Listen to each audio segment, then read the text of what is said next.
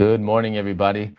I was reading it's a Kaiser Family Foundation article that was released just this morning, actually, 6:30 a.m., Wednesday, April the 3rd. Let me see if I can pull it up for you here.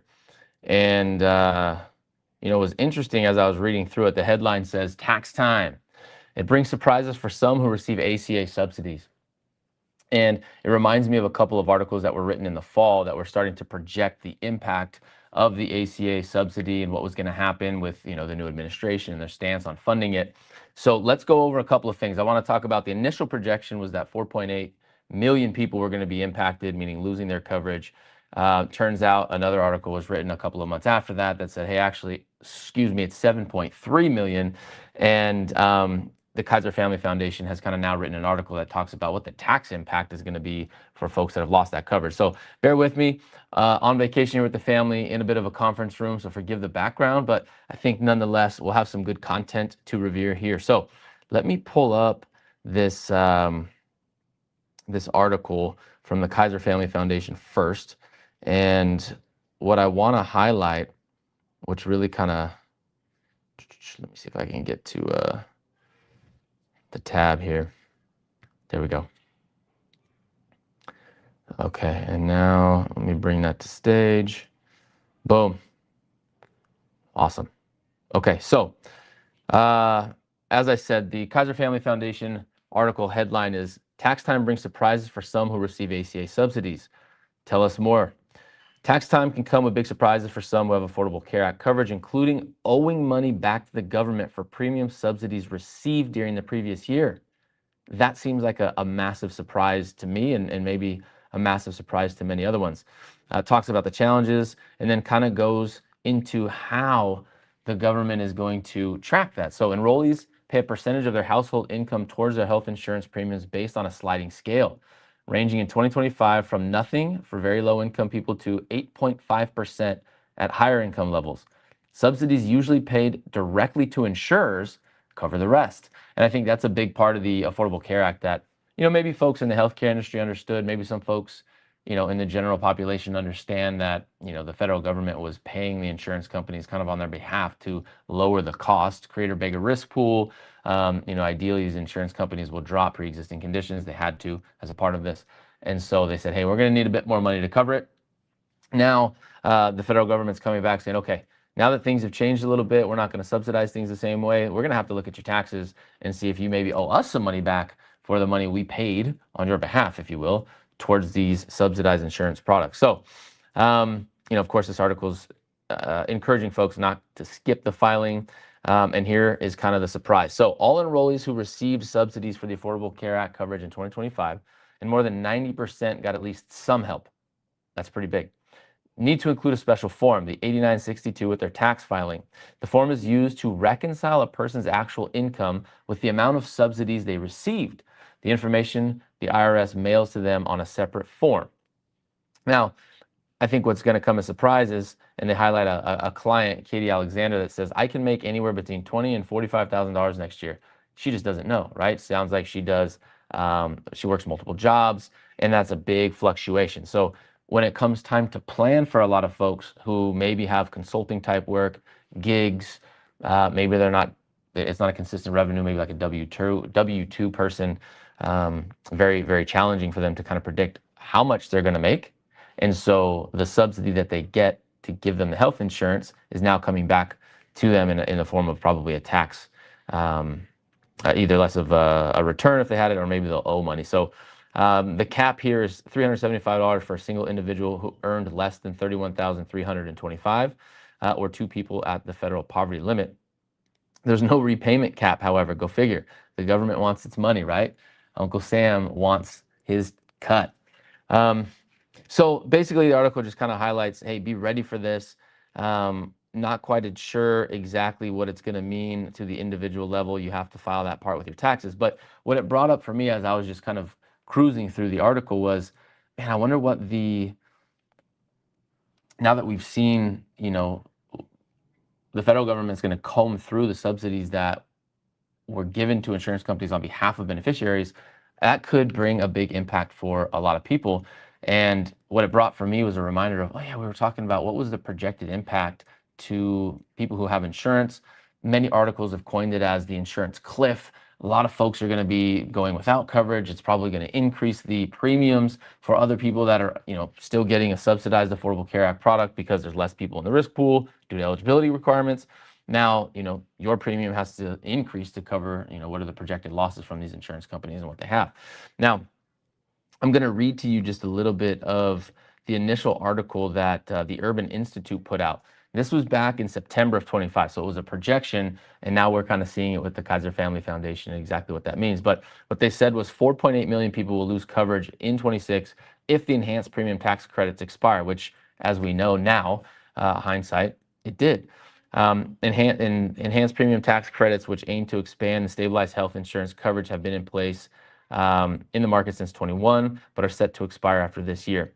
Now, it kind of goes on to lay out how exactly and who it's gonna impact. So they projected 7.3 million fewer people will receive the subsidy. Some of the biggest impacted states: Georgia, Louisiana, Mississippi, Oregon, South Carolina, Tennessee, Texas, and West Virginia would see their subsidies fall by more than half.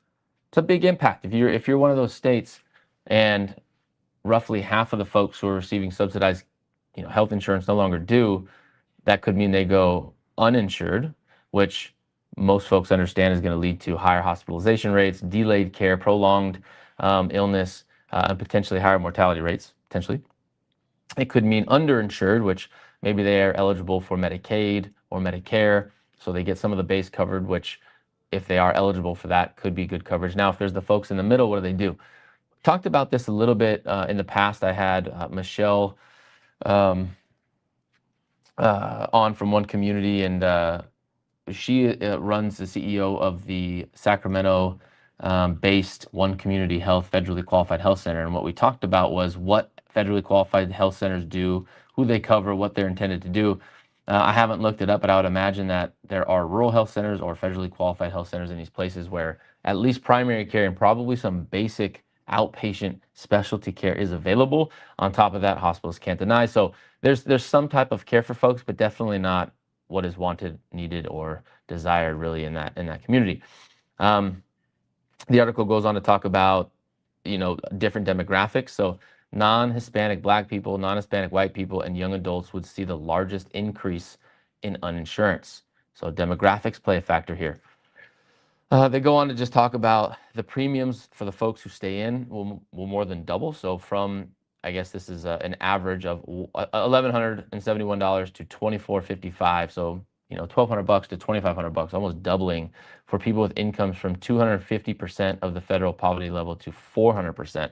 That's a big jump, and I think that alone is probably what's going to lead a lot of people to not be able to pay for it and not be eligible for the products. The background, they talk a little about the Affordable Care Act in 2010, how it transformed the non-group market by this is a good one here: prohibiting exclusions for pre-existing conditions, requiring community rate premiums that vary only by age, region, and smoking status. That's tough, right? So we, folks in the healthcare industry understand that there's a risk pool. People pay into it. You have the government risk pools, which are Medicaid and Medicare. You have the independent, which we see here in the subsidized market, where we're paying into these insurance products.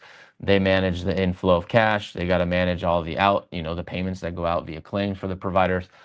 Obviously, many of them get denied, and folks have to appeal and kind of fight for some of that.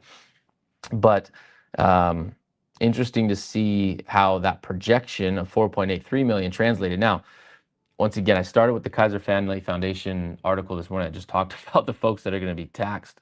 And that kind of led me down this rabbit hole. Now, the most recent article was kind of an understanding of it. Now, this article is written once again by the Urban Institute, and it's now saying understanding the extraordinary increase in ACA premiums in 2026. Initially, they thought it was going to be 4.8 million. Now, what they see, it's 7.3 million fewer subsidized marketplace enrollees. That's a big jump. So 4.8 to 7.3. Changes from regulations and what they call One Big Beautiful Bill Act, OBBA, will also affect enrollment by an estimated 5 million. They will increase the uninsured, respectively, by another 2.6. So basically what they're saying is going from 4.8 to 7.3 and how it's going to happen. Also, the premiums are increases and what data they looked at. But Very interesting. I think we're also going to see later this year some of the folks in various states like California who get coverage through Medi-Cal that are non-documented migrants, if you will, folks who are here in the country that aren't native, have been covered. Their eligibility status is going to decrease. I think some of the care that they receive, maybe in June or July, is going to be minimized. So less access for a lot of those folks. What does that mean? Although they're here and they may receive care, there's going to be no coverage for them, and maybe they go without care. And once again, that's going to impact the hospital system. So kind of thinking through this at scale, what are some of our options? What are our solutions? How do we tackle, the wide-ranging population that we have? Very, very multicultural, very diverse. The United States, probably one of the most diverse, if not the most diverse, um, populations in the world. And we have obviously a lot of care needs. The cost to healthcare, I want to say it's a fifth of our economy at this point. It's a multi-trillion-dollar economy, which will eat up any economy, right? If we continue to increase the care that's needed and the cost that's associated with it, it's going to eat our economy alive. So what do we do about it? What are some different options and different models? Can we go without insurance? What if we got rid of all insurance altogether?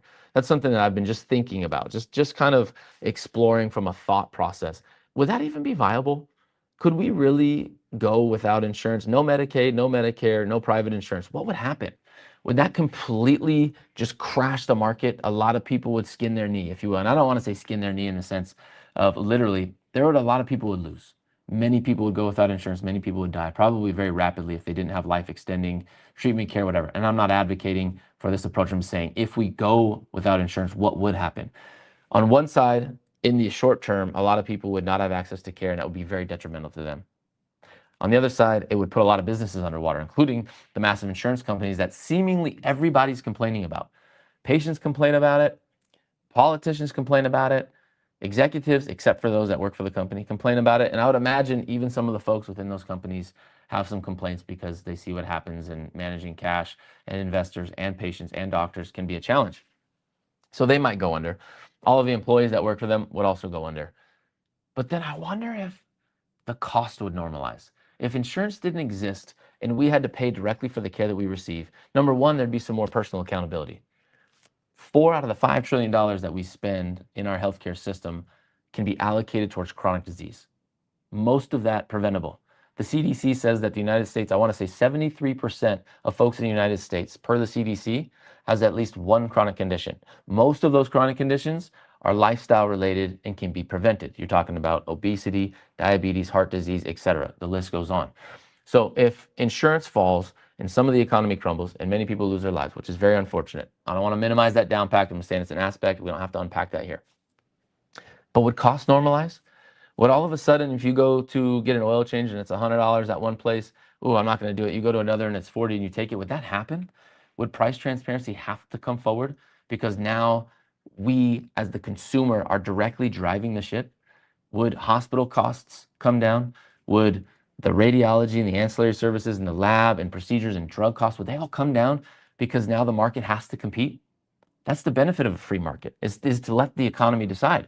And with insurance products, whether it's government subsidized or private, the patient, the consumer, doesn't have the buying power.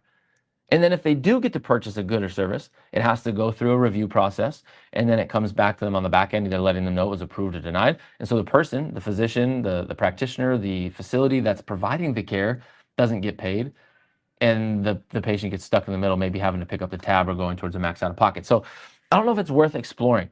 Does it make sense to continually throw a lot of dollars either via subsidy to private or increasing the current government funded programs, expanding those programs to just keep giving people access when the chronic disease is, I mean, the chronic disease, if you look at the path over the last 70 years, is exponentially going up. We can't seem to stop it or get in front of it. So what are the solutions? That currently comes from the chronic disease, and once again, of the 73% of the Americans that have at least a chronic disease, most of these are lifestyle diseases that start outside of the healthcare system.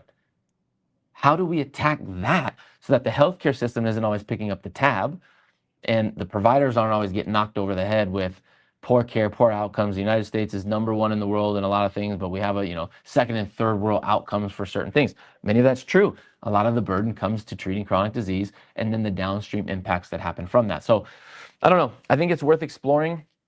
I think the models are worth exploring, regulations worth exploring. It'll be interesting to see, covered it a little bit the other day, but the FTC's task force that they're putting together and how they're going to start kind of regulating some of these things, these products, these insurances. We're starting to see it in the Accountable Care Organization in terms of skin substitute. The last year and a half were a massive charge. All of a sudden, some of these codes got approved for these skin substitute things. And if you want to see fraud, take a look at some of these skin substitute products that have been overutilized, and they're cracking down on that now, right? They're changing the coding, they're changing the criteria. So anyway, those are just some thoughts for today. And, I hope you guys are diving into some of these articles and tracking along with what's happening. It will be interesting to see what plays out when many of the folks, as it phases through 2026, start to lose their coverage, especially those 8 states we talked about earlier. Where's the impact going to be felt? How is it going to be seen? Where's the care going to be delivered? What's the reaction going to be from the populace? What's the reaction going to be from, the federal government? Are we too focused on, Iran and some of these other things? We're not really focused on healthcare. Nonetheless, let me know what you think. If you have any thoughts, put them in the comment here after this thing is posted, and we'll talk to you guys soon.